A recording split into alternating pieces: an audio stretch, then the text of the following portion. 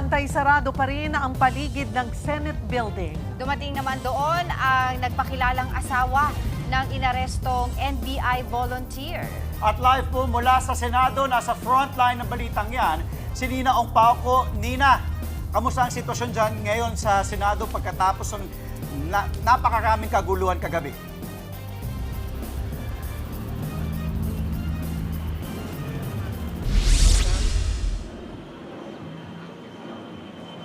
Cheryl, Andre, Angela, mahigpit pa rin ang ipinapatupad na seguridad dito sa labas ng Senado.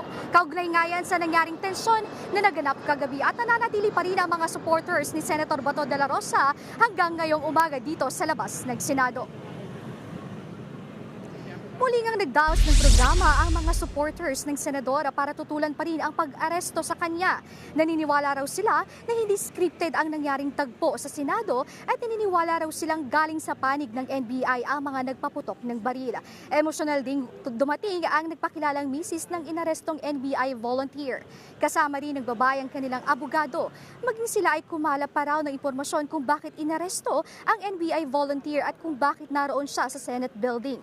Pakinggan natin ang pahayag ng asawa ng NBI volunteer. Nabigla po ako.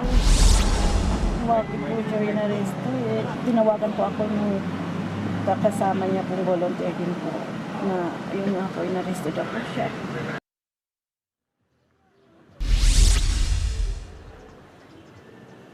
Bantay sarado ng mga otoridad itong harap ng Senate building. Bukod sa mga barikada ay nakapalibot dito ang mga patrol cars. Nasa 1,400 kawani mula sa iba't ibang distrito ng National Capital Region Police Office ang nakatalaga dito.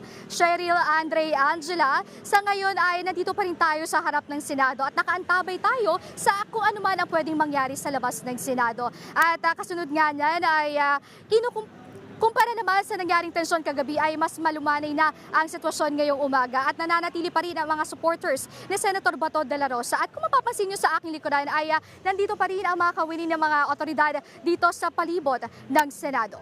Andre, Angela, Cheryl, balik sa inyo.